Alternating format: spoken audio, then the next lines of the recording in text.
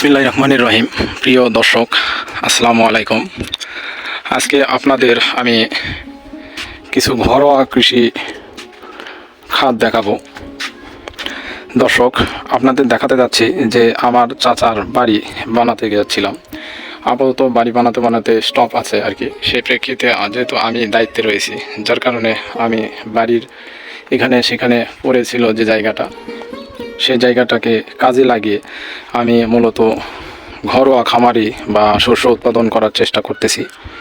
তে আমার চাচার বাড়ির উঠানে এখনও কমপ্লিট না হয় আমি নিচে কিছু সবজি জাতীয় গাছ চাষ করার চেষ্টা করছি। দেখুন দর্শক, আপনাদের দেখাচ্ছি লাউয়ের গাছ কত সুন্দর উঠে গেছে উপরে।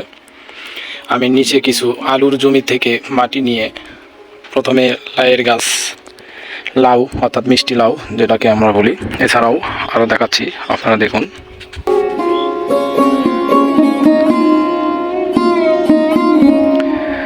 দর্শক, আপনাদের দেখাচ্ছি, আপনারা ভালো করে দেখে নেন যে 3টা কলার গাছ রোপণ করছি, সেই সাথে লাউয়ের গাছ, মিষ্টি লাউ যেটা আমরা বলবো। এরপরে আপনাদের আরও দেখাচ্ছি যে কদরের গাছ রোপণ করছি। তবে তরুর গাছ রোপণ করছিলাম, সেটি ওই কিছু লোক ঘাস কেটে এসে গাছের গোড়ালি কেটে দিছে, যার কারণে দেখেন দর্শক, আপনাদের দেখাচ্ছি শুকিয়ে গেছে গাছটি, গোড়া থেকে কেটে দেওয়া হয়েছে। এই যে দর্শক, আগালি শুকিয়ে গেছে। তে দর্শক, আপনারা চাইলে নিজেরাও বাড়িতে সবজি জাতীয় চাষ করতে পারবেন। দর্শক দেখুন, আমি আপনাদের দেখাচ্ছি যে কত সুন্দর একটা পরিবেশ তৈরি করতে হয়। পরিবেশ মূলত নিজে নিজে তৈরি হয় না। যে কোনো সবজি থেকে শুরু করে বলেন যে আপনারা নিজে পরিবারের আর্থিক কিছু সহায়তা দিতে পারবেন। এই দেখুন, আমি প্রাচীরের উপর উঠাই দিছি। এটা মূলত কদরের গাছ আর জালি কুমড়ার গাছ। এই দর্শক দেখুন, এই যে আগালি হয়ে আছে, সেটা আমি উপরে উঠাই দিচ্ছি।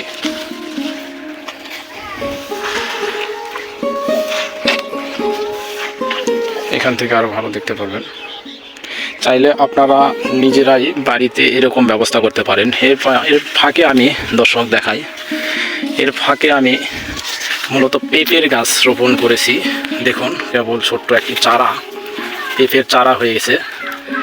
এমন একটা সময় পর্যায়ে চলে আসবে, এই পেঁপে চারাটায় অনেক বড় গাছ হয়ে দাঁড়াবে এবং আমাদের পেঁপের চাহিদাটা পূরণ করে দিবে।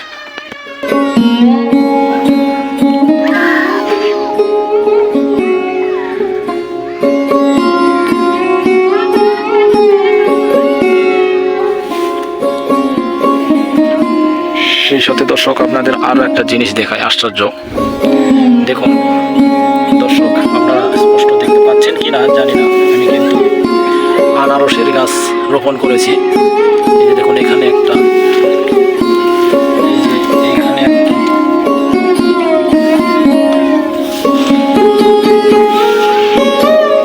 এইভাবে আরও করছে। দেখুন দর্শক, আনারসের গাছ আপনারা দেখতে পারবেন। আনারসের গাছ স্পষ্ট, এবার হয়তো বুঝতে পারবেন।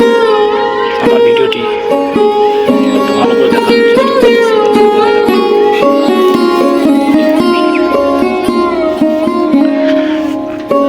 প্রিয় দর্শক, আপনারা চাইলেই নিজেদের বাড়িতে এভাবে সবজির চাহিদা আপনারা মেটাতে পারবেন।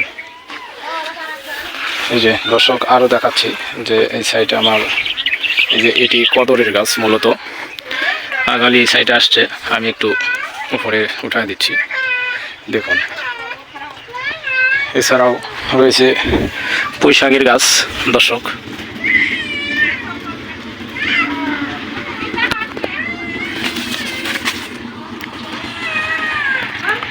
এই যে দর্শক দেখুন, বড় পেঁপের গাছ আপনাদের দেখাচ্ছি। এটা অবশ্য অনেক বড় হয়েছে আর কি। দর্শক দেখুন, আরও ভালো করে দেখুন যে আমি গাছটা রোপণ করছি নিচে, কিন্তু ওপরে আমি উঠায় দিয়ে এই যে কত সুন্দর একটা পরিবেশ তৈরি করে দিছি, যে ভিতরে এখন আমি গাছটাকে নেব এবং এর গোড়ালিটা মূলত নিচে আছে।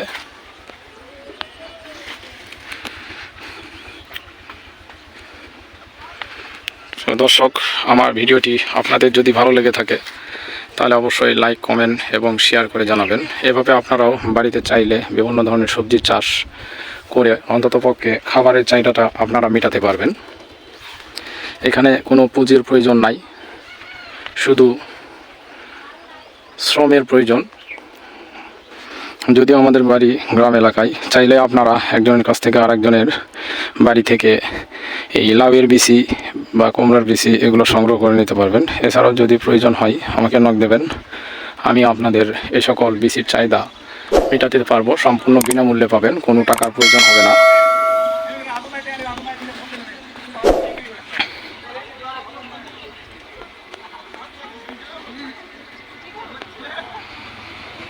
দর্শক, আজকের মতো ভিডিওটি আমি এখানেই শেষ করছি। পরবর্তী ভিডিও দেখার জন্য আপনাদের আমন্ত্রণ জানিয়ে আজকের ভিডিও এখানেই শেষ করলাম। আসসালামু আলাইকুম।